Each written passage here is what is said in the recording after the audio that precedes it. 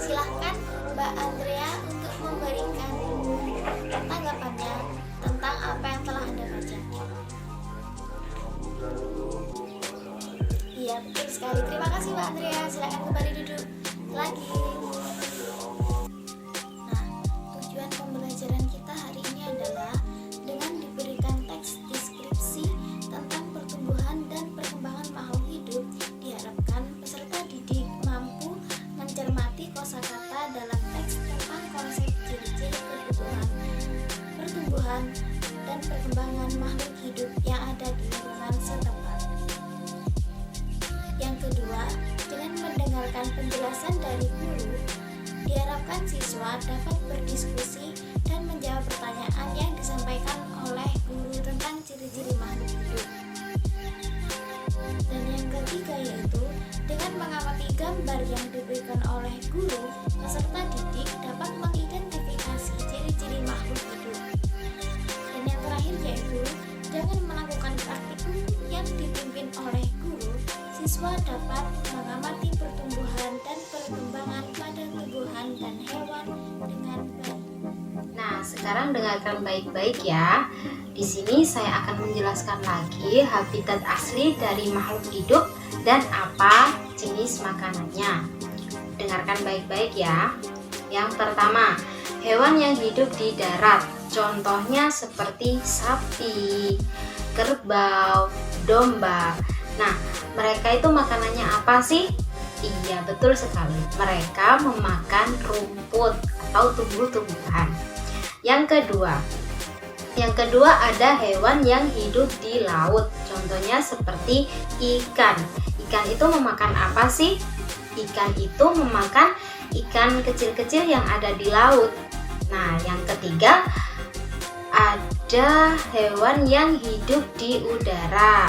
Contohnya seperti burung. Burung itu memakan apa sih? Burung itu memakan belalang. Oke, dari penjelasan sebelumnya kalian sudah diberitahu habitat asli dari makhluk hidup tersebut dan apa makanannya. Sekarang giliran kalian ya, berikan salah satu contoh saja habitat asli dari makhluk hidup dan apa jenis makanannya. Ayo, siapa yang tahu? Iya, betul sekali. Seperti contohnya sapi. Sapi itu hidupnya di darat. Sapi adalah hewan, termasuk hewan herbivora. Jadi, sapi memakan rumput. Nah, sekarang yang terakhir, saya mau tanya kepada kalian semua. Berilah contoh hewan yang hidup di udara dan mereka itu memakan apa? Siapa yang tahu? Ayo. Iya, betul sekali. Contohnya seperti burung. Tadi sudah dijelaskan ya. Burung hidupnya di udara dan burung memakan belalang. Warahmatullahi wabarakatuh. Halo anak-anak, ketemu lagi dengan saya Ibu Rosyana. Di sini Ibu akan menjelaskan tentang ciri-ciri makhluk hidup, yaitu yang pertama bernafas, yang kedua makan dan minum, yang ketiga bergerak, yang keempat tumbuh dan berkembang, yang kelima berkembang biak, yang keenam yaitu peka terhadap rangsang, dan yang ketujuh yaitu menyesuaikan diri terhadap lingkungan. Nah, di sini Bu Guru akan kasih contoh yaitu kucing. Nah, ini kucingnya. Mungkin ada yang punya kucing, ada yang pelihara kucing ya. Oke, kucing juga makhluk hidup. Jadi kucing juga mempunyai ciri-ciri yang sudah Bu Guru sebutkan tadi. Artinya kucing juga bernafas, makan dan minum, bergerak, tumbuh dan kembang dari kucing kecil menjadi kucing dewasa. Nah, kucing juga mengalami perkembangbiakan. Perkembangbiakan kucing yaitu dimulai dari kucing dewasa yang hamil, kemudian melahirkan kucing kecil. Lalu kucing kecil tumbuh menjadi kucing muda, kemudian kucing muda tumbuh menjadi kucing dewasa. Nah, kemudian kucing dewasa hamil lagi, dan seterusnya. Nah, selanjutnya yaitu peka terhadap rangsang. Contohnya, kucing akan lari saat terkena cahaya pada malam hari. Misalnya, cahaya dari mobil, motor, dan sebagainya. Kemudian, kucing kucing juga akan menyesuaikan diri terhadap lingkungannya. Contohnya yaitu adanya bantalan kaki pada kaki kucing agar saat kucing mengendap-endap tidak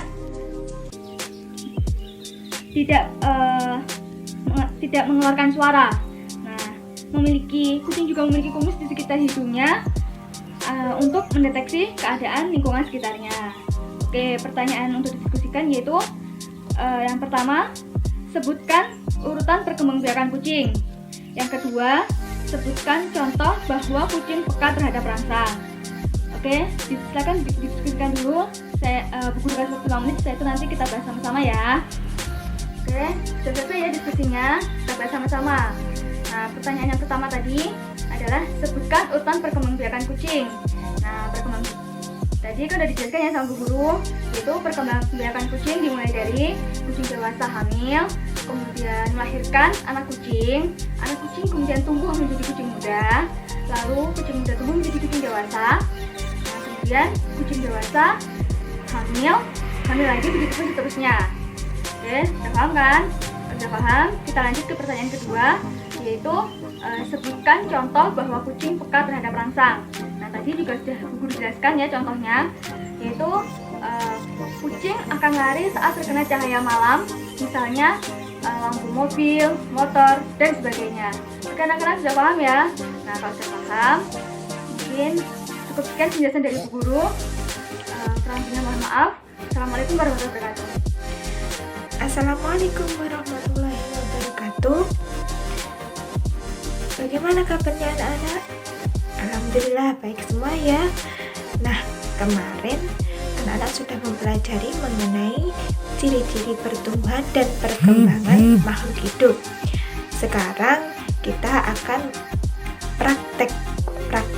melakukan praktikum, yaitu mengenai ciri-ciri pada tumbuhan. Untuk tanaman yang pertama, Ibu Guru mempunyai tanaman cabai. Tanaman cabai merupakan makhluk hidup, iya atau tidak? Iya, karena tanaman cabai termasuk tumbuhan. Nah, tanaman cabai ini adalah termasuk tanaman yang berbiji, karena cabai mempunyai biji-biji di dalamnya. Ciri-ciri pertumbuhan pada tanaman cabai adalah bertambahnya ukuran pada batang cabai, yaitu bertambah tinggi.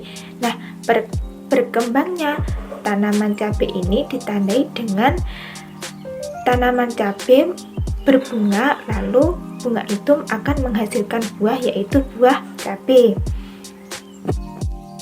Untuk tanaman kedua, Ibu Guru akan menjelaskan praktikum ini menggunakan tanaman umbi, yaitu umbi lapis. Contohnya adalah pada bawang putih dan bawang merah. Nah, di sini Ibu memiliki satu siung bawang merah dan satu siung bawang putih yang sudah Ibu potong. Nah, di sini dijelaskan bahwa bahwa bawang merah dan bawang putih termasuk tumbuhan berjenis umbi lapis. Kenapa kok dinamakan umbi lapis? Karena jika dipotong atau diiris seperti ini, maka akan ada lapisan-lapisannya. Begitu juga dengan bawang putih. Pada tanaman jenis umbi-umbian, tidak hanya pada umbi lapis, yaitu pada bawang merah dan bawang putih. Ada umbi batang dan juga ada umbi akar. Nah, umbi batang contohnya adalah kentang, karena kentang menyimpan cadangan makanannya pada batangnya. Nah, untuk umbi akar, yaitu contohnya adalah ada ketela. Nah, di sini ada ketela. Ketela ini menyimpan cadangan makanannya pada akar. Untuk tanaman yang keempat adalah tanaman tunas. Tunas yaitu dibagi menjadi dua, ada tunas batang dan tunas daun. Tunas batang contohnya adalah tebu, bambu, dan juga pisang. Nah, untuk ini saya memiliki contoh tunas daun, yaitu pada tumbuhan cocor bebek. Nah, ini biasanya tunas-tunasnya itu tumbuh di sekitar daun. Kemudian mereka akan rontok ke tanah, lalu bisa mengalami pertumbuhan sendiri atau dinamakan vegetatif alami. Anak-anak, setelah melakukan praktikum tadi, ada tugas untuk kalian dari ibu, yaitu membuat laporan mengenai tanaman yang sudah kita praktekkan tadi. Yaitu contohnya begini, anak-anak menyebutkan tanaman tadi, menyebutkan ciri-ciri tanaman yang sudah kita praktekkan tadi, dan cara bertumbuh dan berkembang biaknya. Silahkan anak-anak untuk dikerjakan sekarang. Bagaimana anak-anak, sudah selesai semua? Baik, jika sudah silahkan dikumpulkan di atas meja. Nanti akan ibu guru koreksi. Selanjutnya ibu guru akan memberikan pertanyaan pada anak-anak, yaitu yang pertama, sebutkan tumbuhan yang berjenis umbi lapis 2 saja. Apa saja tadi? Yaitu, ya betul, ada bawang merah juga bawang putih. Yang kedua, apa saja tumbuhan yang termasuk tunas? Sebutkan 2 saja. Apa, ayo? Ya betul, ada bambu, ada juga tebu, itu termasuk tunas batang. Yang tunas daun contohnya tadi apa? Ya, contohnya adalah daun cocor bebek. Terus yang ketiga, pertanyaan yang ketiga yaitu tumbuhan apa yang termasuk tanaman berbiji? Ya, siapa yang bisa menjawab? Ya betul, tumbuhan yang termasuk tanaman berbiji adalah tanaman cabai. Ada lagi apa ya? Apa yuk? Ada lagi tumbuhan yaitu tanaman mangga. Mangga adalah juga biji-bijian. Terus ada lagi? Sudah. Sekian praktikum kali ini. Ada kurang lebihnya mohon maaf. Sampai bertemu kembali. Assalamualaikum warahmatullahi wabarakatuh. Halo anak-anak. Sebelumnya kalian sudah membahas tentang pertumbuhan dan perkembangan tumbuhan ya. Di sini ibu akan menjelaskan tentang pertumbuhan dan perkembangan dari hewan dengan contoh tentang ovipar, vivipar, dan ovovivipar. Kita dalam praktikum ini akan mengamati hewan yang bertelur, beranak, ataupun bertelur beranak. Baik, ibu sedikit beri penjelasan tentang ovipar, vivipar, dan ovovivipar. Nanti kalian praktikum mengamati hewan yang ada di sekitar kalian ya, tentang ketiga jenis perkembangbiakan secara generatif hewan ini. Oke, ibu mulai yang pertama, yakni ovipar, atau arti ovipar adalah bertelur. Ovipar hal ini berasal dari kata ovum yang artinya adalah telur. Bertelur dilakukan oleh hewan seperti unggas, reptil, dan ikan. Dalam proses pembuahannya terdapat 2 jenis pembuahan, yaitu secara internal atau di dalam, dan yang kedua adalah eksternal. Pertumbuhan internal terjadi di dalam tubuh betina, sedangkan eksternal terjadi di luar tubuh induk. Ciri-ciri dari hewan ovipar ini, hewan ini tidak memiliki kelenjar telinga, tidak memiliki kelenjar susu, dan ibunya tidak menyusui anaknya. Hayo, sekarang coba anak-anak pikir, contoh hewan apa yang termasuk ke dalam ovipar, lalu kalian buat laporan praktikum tentang hewan ovipar ini ya. Oke. Ibu beri waktu selama 10 menit. Selamat mengerjakan. Baik, sudah selesai ya laporannya. Tetap di meja masing-masing Ibu beritahu penjelasan tentang vivipar atau hewan yang beranak. Hewan yang berkembang biak secara vivipar biasa disebut juga dengan hewan mamalia atau menyusui. Jadi, pastinya ciri-ciri dari hewan vivipar ini adalah ibunya menyusui anaknya. Yang kedua, hewan ini memiliki kelenjar telinga dan juga memiliki kelenjar susu. Lalu biasanya kulit atau luaran hewan ini biasanya juga berbulu, ditutupi oleh rambut-rambut. Oke, sekarang coba anak-anak amati apa saja yang ada di dalam sekitar kita ini, lalu kalian tulis di laporan praktikum kalian, atau kalian bisa keluar kelas juga untuk mengamatinya. Oke, Ibu beri waktu sekitar 30 menit. Cukup ya kira-kira untuk kalian mengamati. Kalau ada yang belum bisa, nanti laporan ke Ibu, bisa mengamati di rumah dulu. Oke, tetap di meja kalian masing-masing ya. Sekarang akan Ibu jelaskan mengenai hewan yang berkembang biak secara ovovivipar atau disebut dengan bertelur dan beranak. Perkembangan ovovivipar merupakan kombinasi antara ovipar dan vivipar. Ovipar tadi bertelur, vivipar tadi beranak. Jadi digabung, ovovivipar adalah bertelur dan beranak. Pembuahan yang terjadi di dalam tubuh hewan ini saat berada di dalam tubuh hidup. Jadi maksudnya adalah telur itu berkembang hingga menjadi hewan baru. Setelah menetas, jalan anak tersebut akan dilahirkan keluar dari tubuh induk hewan.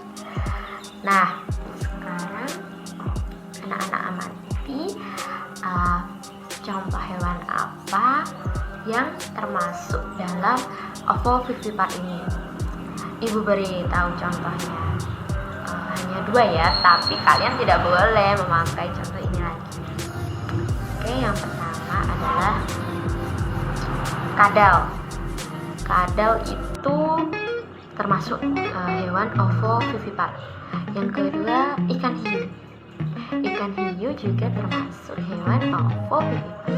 Baik anak-anak, itu penjelasan dari Ibu. Jadi Ibu ingin memberikan pertanyaan kepada kalian. Apa alasan hewan itu berkembang biak? Coba ada yang bisa menjawab. Silakan. Betul sekali, hewan berkembang biak untuk menjaga dirinya agar tidak punah dan tetap selalu ada spesiesnya. Jadi intinya agar hewan tersebut tidak punah, maka hewan tersebut melakukan perkembangbiakan. Baik, soal yang kedua, berikan contoh, salah satu contoh hewan berkembang biak dengan cara ovipar. Iya, betul sekali, contohnya adalah ayam, karena ayam bertelur. Bagus sekali. Baik, dari sini sekian penjelasan dari Ibu. Apakah ada yang ingin ditanyakan? Ibu beri kesempatan sebelum kalian mengerjakan laporan praktikum itu. Yuk, silakan. Baik, jika tidak ada, Ibu lanjutkan menyanyikan lagu daerah seperti biasanya ya. Mari kita nyanyi bersama-sama lagu Gundul-Gundul Bajul. 1, 2, 3.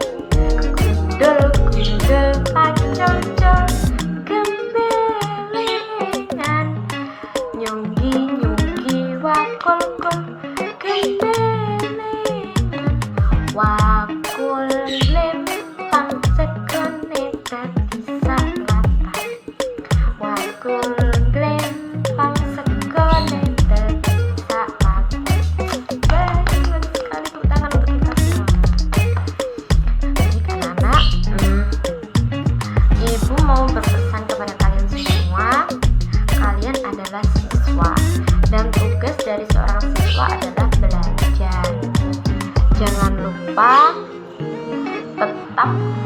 belajar meskipun kalian di luar sekolah, terutama di rumah ya, tetap belajar, jangan lupa. Dan ya, mari kita tutup kelas ini dengan berdoa.